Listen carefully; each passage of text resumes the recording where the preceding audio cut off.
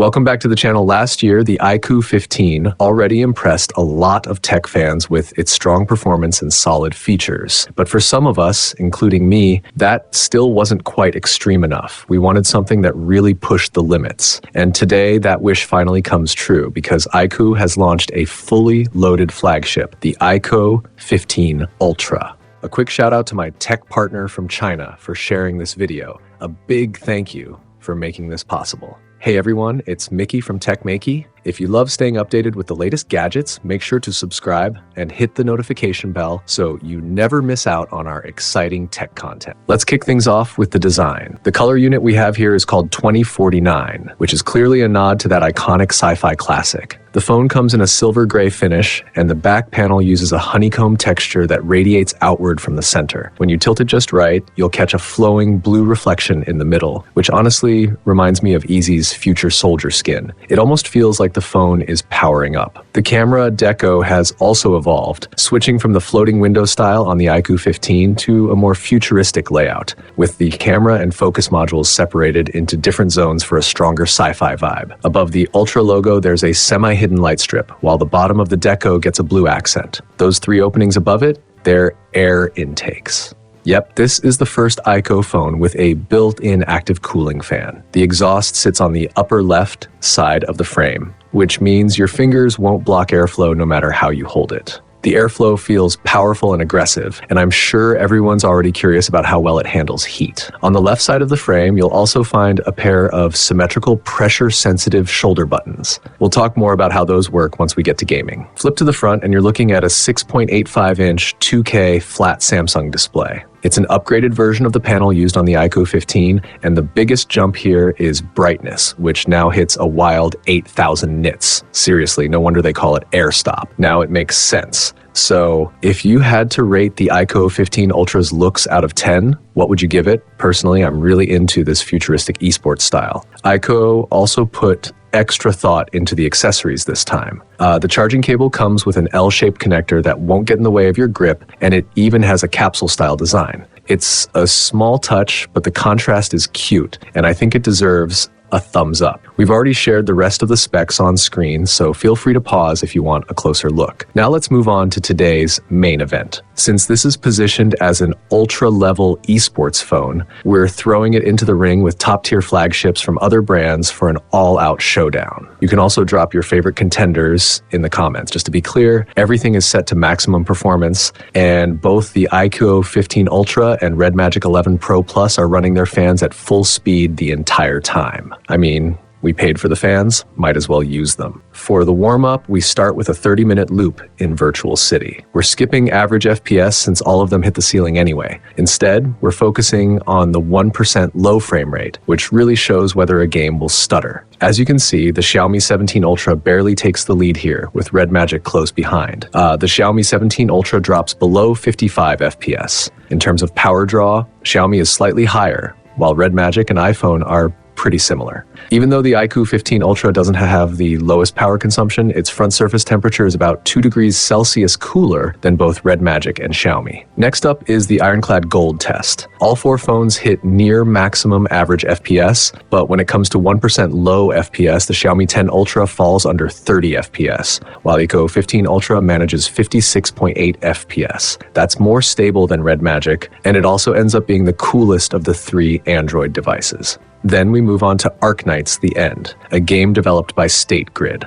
Our test route involves looping around a square area in Wuling City using a long zip line. Along the way, tons of buildings, NPCs, trees, and other elements load in rapidly, putting serious pressure on the system. After 30 minutes, neither Red Magic nor Xiaomi manages to maintain maximum average FPS, while the iQOO 15 Ultra and iPhone 17 Pro Max perform noticeably better. But the real challenge shows up in the 1% low frame rate. Red Magic and Xiaomi can't even reach 30 FPS, while the iQOO 15 Ultra holds at around 35 FPS, which is still a big drop, but clearly ahead. Its body temperature is also lower than the other two Snapdragon 8 Elite Gen 5 flagships. So I'm curious, how does your current phone handle endless? Does it struggle or does it stay smooth? Let me know in the comments. All right, let's wrap things up by switching gears with a 120 FPS match of Honor of Kings. And for this part, we're turning the fans off. Even under passive cooling, you can see the iQOO 15 Ultra still delivers the lowest power draw and the coolest body temperature, sitting right around 2 watts. It's clear that the Snapdragon 8 Elite Gen 5 really gets to show its strength under heavy load when paired with active cooling. Before 1% low frame rate officially becomes the next major battlefield for phone makers in demanding games, iQOO has already stepped in with a very solid result. But mobile gaming isn't just about visuals and frame rates.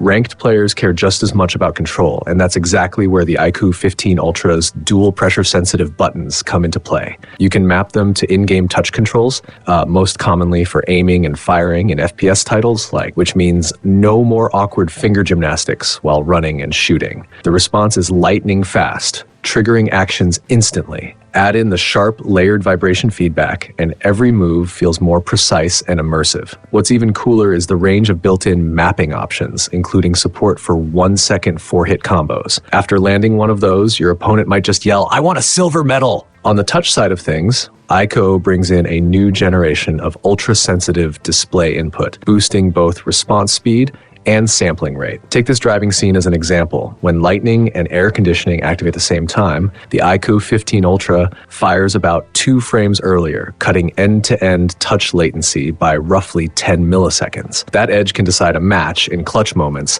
and it also makes everyday gestures feel smoother and more reliable. The upgraded Warhammer MAX dual-axis silent motor adds another layer to the experience. Vibration tuning on the iQOO 15 Ultra now goes far beyond generic game feedback. It's tailored down to specific characters and skills. In Genshin Impact, for instance, different charge levels, damage types, and skill releases all come with their own unique vibration patterns. We've captured a few examples so you can get a feel for it yourself. Beyond hardcore performance and controls, iQOO is also making things easier for casual players who want to try streaming. You can now broadcast professional mobile games directly from the phone, no computer required. There's even a privacy mode where switching out of a game automatically displays a wallpaper, so you don't accidentally share personal content. Mic conflicts between gaming and live streaming are handled through multi-app recording, which essentially saves you the cost of a separate streaming PC and microphone. Streaming performance has also been optimized, allowing stable gameplay at up to 144 Hz even with high frame rates and bit rates. Honestly, it feels powerful enough to host something like a campus KBL event. Let's quickly touch on the cameras. The iQOO 15 Ultra largely carries over the hardware setup from the iQOO 15. Even with the added cooling fan, you still get the periscope telephoto lens and dual OIS, which is impressive and ensures dependable camera performance across different scenarios. One small suggestion for iQOO, though, the shoulder button placement is far better than those iPhone-style camera buttons, but right now it can't be assigned as a shutter in the stock camera app. I tried mapping it through a third-party camera inside the game center, and it worked beautifully for street photography. Hopefully, we'll see this added in a future OTA update. Now on to battery life and charging. The iQOO 15 Ultra packs a massive 7,400 mAh Blue Ocean battery, along with 100-watt wired and 40-watt wireless fast charging. In our battery endurance test, which included a shutdown scenario, it ran for 12 hours and 52 minutes, about an hour and a half longer than the smaller model. As one tech fan put it, that's basically enough for a full 24 hours of continuous play on a single charge. Wired charging peaks above 80 watts, taking just 1 hour and 7 minutes to go from 2% to 100%, which is a very respectable result. And that brings us to our first impressions of the iQOO 15 Ultra. As the first Ultra model in the iQOO lineup, it delivers a genuinely different experience for mobile gaming and esports. Active cooling and pressure-sensitive controls push iQOO from enthusiast territory straight into professional-level gameplay. What's even better is that, despite its gaming-focused identity, the rest of the hardware hasn't been compromised, making it feel like a real game changer compared to traditional gaming phones. Unlike older gaming devices,